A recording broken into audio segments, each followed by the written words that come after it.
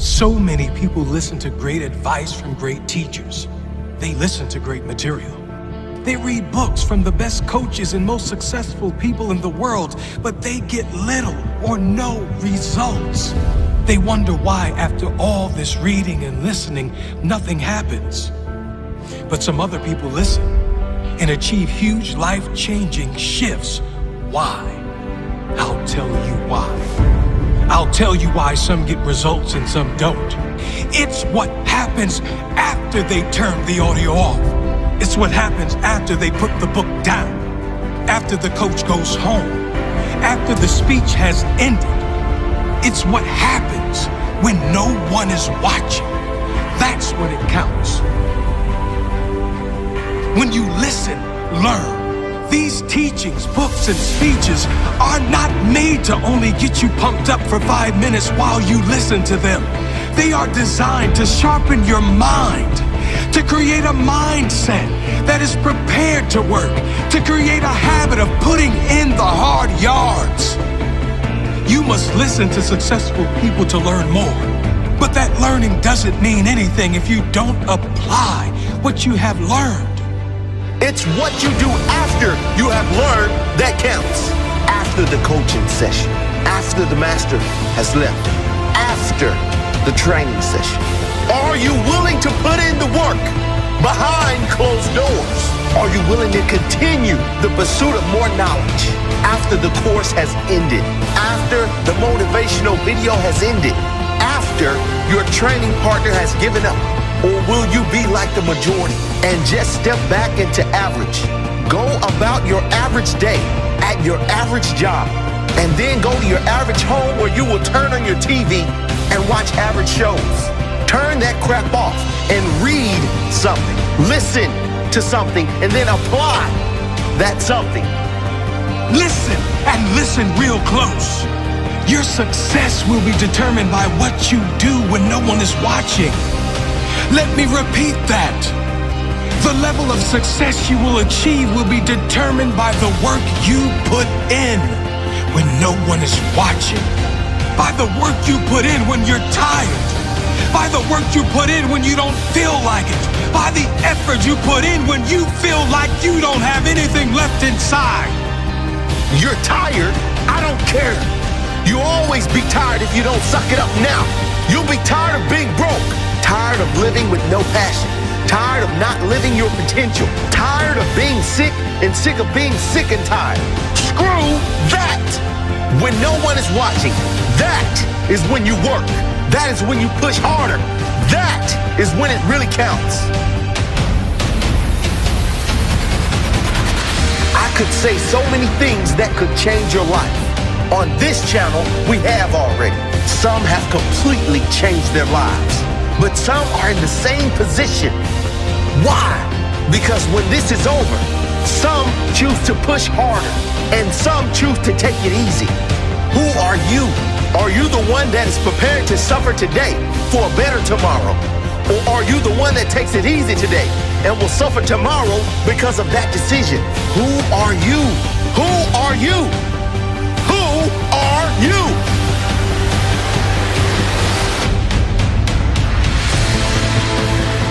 Remember this, when you think no one is watching, you're wrong. There's always one person watching. It's your future self. Your future self is begging you to show some guts, to show some heart, to do that little extra now so you can live with pride later. Don't let your future self down. 3 years from now, you can have what you need. You can't have everything. You can have what would be good for you. But you have to figure out what it is, and then you have to aim at it.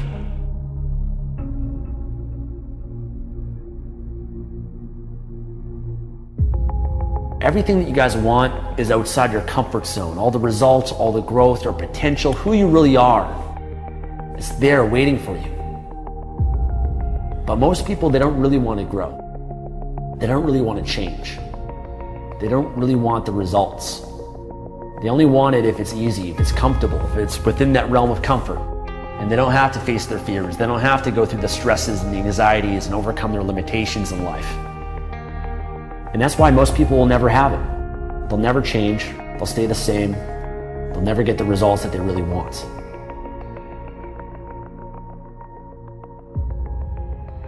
You're going to get what you're looking for. So if you're looking for success, you're looking for happiness, you're looking for prospects, you're looking for recruits or clients, I'm telling you, the more you're consciously looking for those things, you're going to see them. When you're looking to win, you're looking for victory.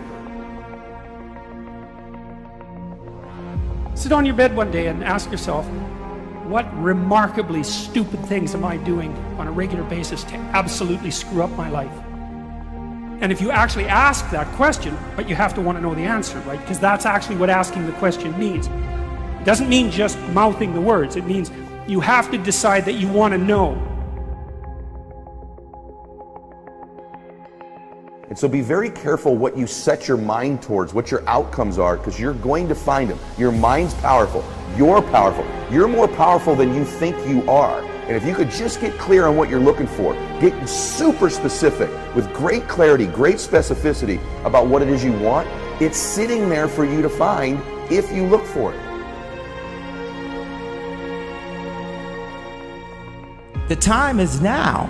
The time is now to express and for people to believe in themselves. The time is now for it to be okay to be great. When somebody is absolutely certain the common word is believe, right? But you can believe at a general level or you can believe with certain. When you're absolutely certain that if I do this, it's going to get that result and that result's going to change my life, you'll do it. When you think it absolutely is not going to work, you're never going to do it. People want to have success, people want to make a lot of money, but they want it to be easy without any challenges. It seems like sleeping in the morning is a form of freedom because, hey, I don't have to do anything, I'm just going to sleep in. But the reality is when you sleep in, now you don't get things done. And now those things that you were supposed to do aren't done. And now the next day you have to wake up early and get them done, not because you want to, but because you have to. Now let me give you a little simple formula for goal setting. Okay?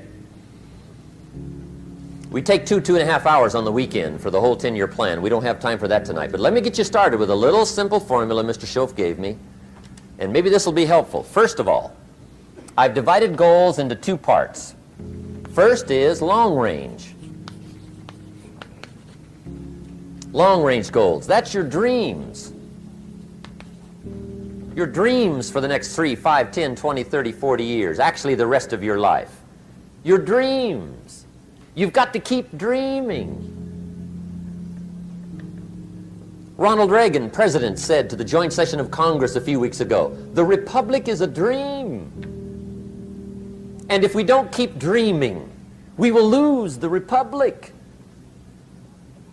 Your better future is a dream for yourself and for your family. Where do you want to go? What do you want to do? What do you want to be? What do you want to see? You've got to dream dreams. There's a Bible phrase that says, without dreams and visions, people perish. You've got to have something to go for that inspires the heart and the soul. Dreams.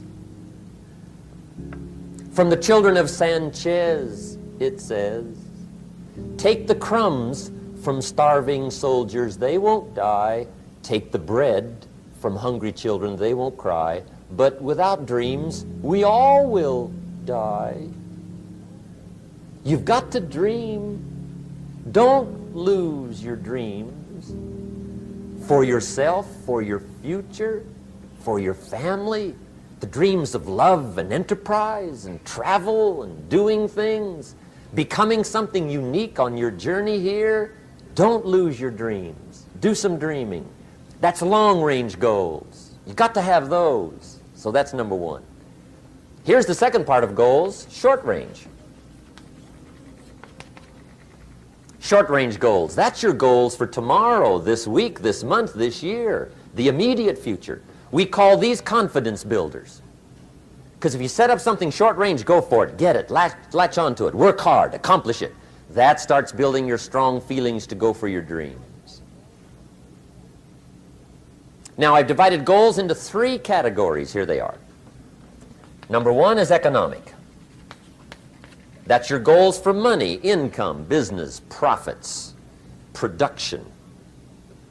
Economics. Make sure you've got your economics well planned. Economics plays a major role in everybody's life.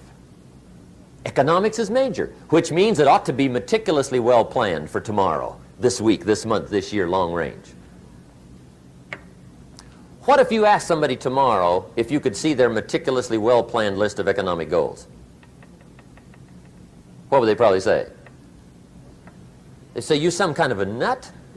You must be weird. Hey, I found out what success is. Success is doing what the failures won't do. Make sure you've got your economics well planned. It'll put you in the top 5%. One of the key little subjects we talk about on the weekend is the 7 fundamentals for wealth and happiness. And that's one of them, well-planned economics. It's a fundamental if you want to do well. Join the top 5%. Anybody in this room can join the top 5%, if you will. Okay. Now here's the second category of goals, things. Make a list of the things you want. And on my list of things, now I put everything. Little things as well as major things. Doesn't matter how small it is, it goes on my list. I used to just put major things, cars, homes. I don't do that anymore. I now load my list with everything.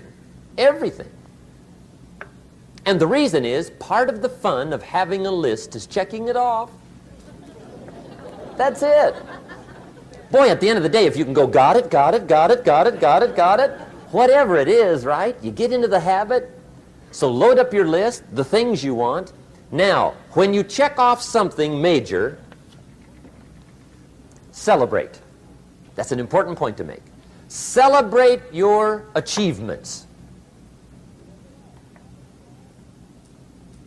Live it up. Have a party when you reach something you've worked for a while. See, we all grow from 2 experiences. One is called the pain of losing. The other one is called the joy of winning.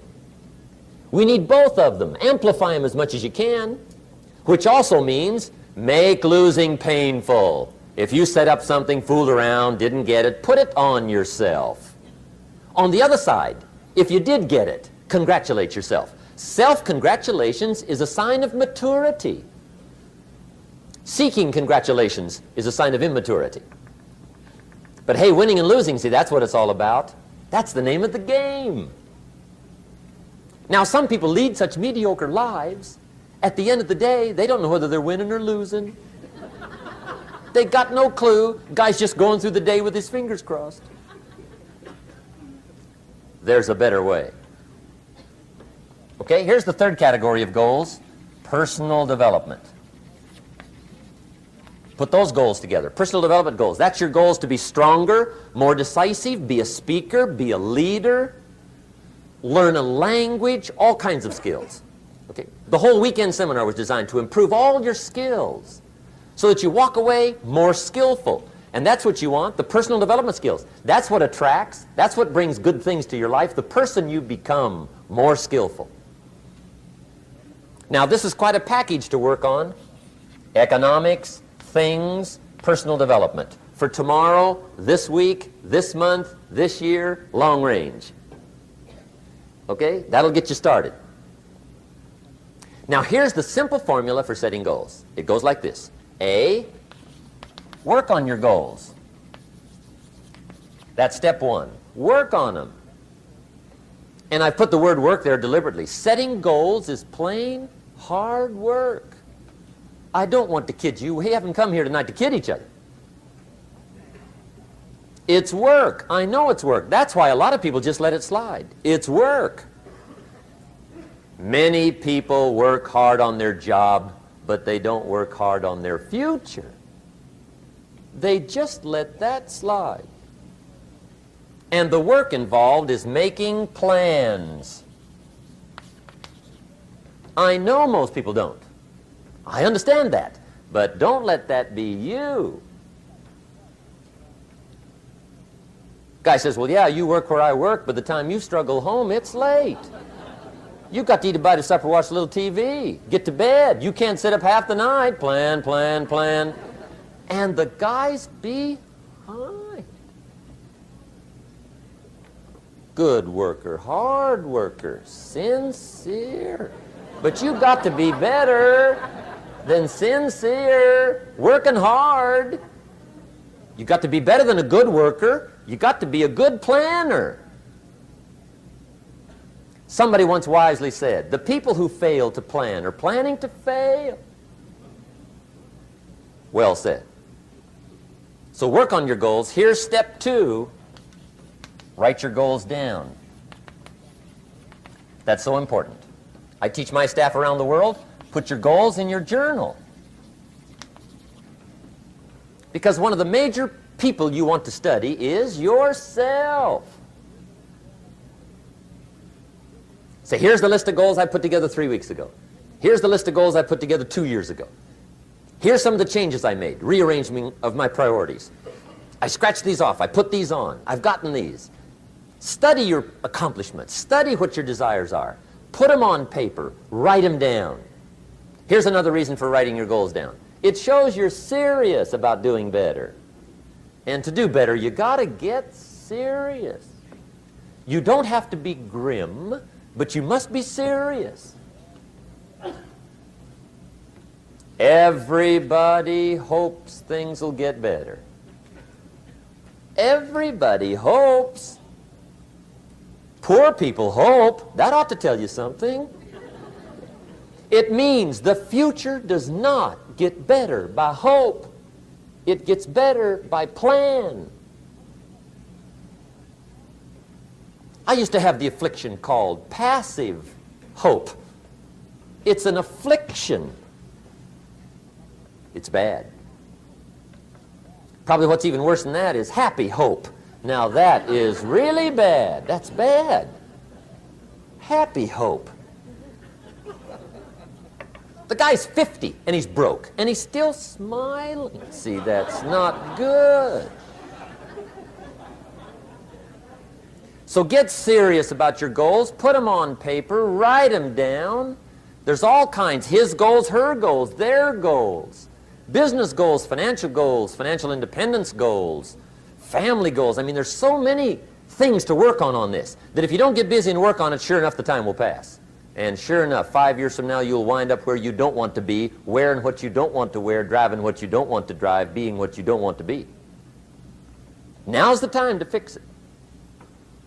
Now, here's the third step to your goals. Check the size of your goals and the kinds of goals. How big they are, what kind they are, affects you. And here's one of the important phrases of the evening. Your goals are affecting you, whatever they are. Your goals affect your handshake. Your goals affect your attitude, personality. Your goals affect the way you walk, the way you talk, the way you dress. All day long, we're being affected by our goals. Now, some people have goals, but they have such lousy goals. The effect is bad. I asked a guy one time, what are your goals for this month? The guy said, look, if I could just scrape up enough money to pay these lousy bills. That was his goal. I'm not saying it isn't a goal. It's a goal, but it's such a lousy goal, the effect is bad. You don't jump out of bed on Monday morning and say, oh boy, another chance to go out and scrape up the money to pay my lousy bills. See, you don't do that. Usually you say, oh, not another Monday.